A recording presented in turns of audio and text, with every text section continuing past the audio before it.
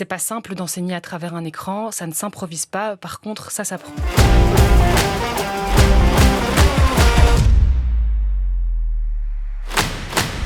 Depuis une quinzaine de jours, les vacances sont finies et l'école a repris. En code rouge, ce qui implique pour les enseignants et les élèves d'accélérer encore leur mutation vers une nouvelle façon d'enseigner. C'est l'occasion pour le mouvement positif Il fera beau demain d'attirer la lumière sur un débat qu'il mène avec la population depuis plusieurs semaines. Doit-on insérer davantage les outils numériques dans l'école pour transformer la façon d'apprendre et faciliter, notamment des apprentissages différenciés ? La question n'est pas simple à trancher et c'est pourquoi demain, le 1er décembre à 19h, Il fera beau demain organise sur cette question précise un atelier citoyen en ligne. Pour en parler, nous recevons Dounia Mohammadi qui fait partie des nouveaux visages du mouvement Il fera beau demain. Dounia, bonjour. Bonjour Margot. Alors Dounia, pour commencer, rappelez-nous brièvement en quoi consiste un atelier citoyen au sein d'Il fera beau demain.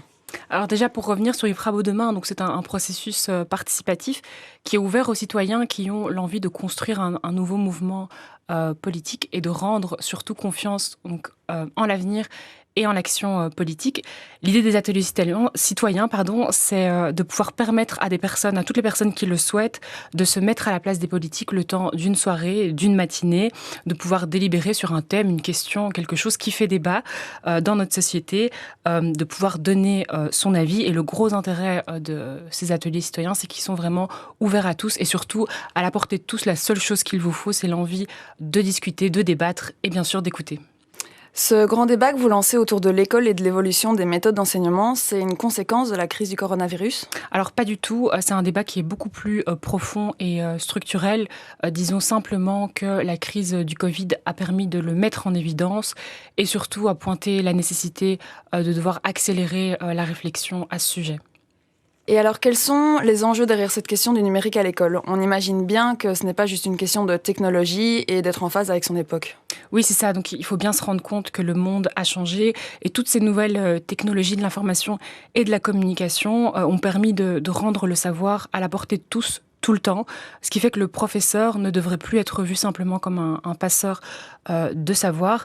Et en fait, en transformant l'école technologiquement, on a la possibilité aussi de transformer le rôle du professeur qui pourrait dès lors accorder plus de temps à chaque élève et permettre un enseignement, ce qu'on appelle un enseignement différencié. Et c'est là qu'on touche un point central de ce débat qui permet justement de saisir tout l'intérêt de cette question. C'est le point de la personnalisation des enseignements par le numérique et surtout la fin de ce qu'on appelle le one size fits all qui continue de régir nos façons d'enseigner en Belgique. Et en fait, fournir un enseignement différencié, c'est surtout donner la possibilité à tous ces élèves de pouvoir avancer à leur rythme et selon leurs capacités. Et je terminerai juste en disant, donc, pour cette question, que le numérique, en fait, ne remplace pas l'humain, il l'assiste. Ça, il faut bien s'en rendre compte parce que je sais qu'il y a énormément de personnes qui ont des craintes par rapport à ça. Alors, introduire le numérique dans l'école, les gouvernements précédents y ont déjà beaucoup travaillé, des ordinateurs, des tablettes, des tableaux interactifs, l'installation aussi du réseau Wi-Fi dans les bâtiments. Les écoles sont de mieux en mieux équipées, mais le déclic numérique ne s'est pas produit pour la majorité des enseignants. Pourquoi, selon vous ?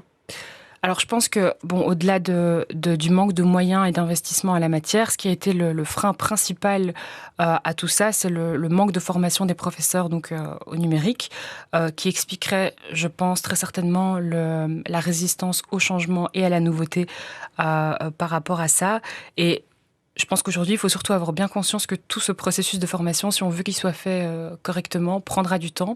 Et quand on parle de formation, c'est à deux niveaux. Il y a la formation à l'usage des technologies numériques et il y a aussi et surtout la formation à la pédagogie numérique qui a fait défaut à beaucoup d'enseignants. Je prends l'exemple de certains enseignants qui ont voulu poursuivre leurs activités via le numérique pendant les 2 derniers confinements, mais qui n'avaient juste pas la formation nécessaire pour ce faire. C'est pas simple d'enseigner à travers un écran, ça ne s'improvise pas, par contre, ça s'apprend. Tout le monde ne semble cependant pas enthousiaste à cette idée. L'enseignement hybride devrait, selon certains, rester un dispositif de crise. Pourquoi ? Alors, déjà, je pense qu'il faut bien distinguer 2 choses. Il y a l'enseignement hybride tel qu'on le connaît aujourd'hui dans un contexte de crise durant lequel il a fallu apporter des réponses rapides, pas toujours bien préparées. Et puis, il y a l'enseignement hybride tel qu'on pourrait l'imaginer dans une société où la situation est un petit peu plus normalisé.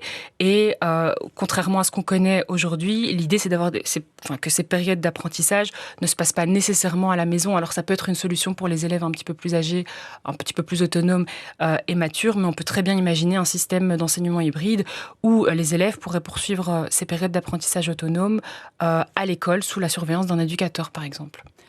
Et cet atelier citoyen que vous organisez demain, qui peut y participer ? Alors tout le monde, parents, élèves, curieux, il suffit simplement d'avoir une connexion à Internet et alors un ordinateur ou un smartphone pour pouvoir se connecter.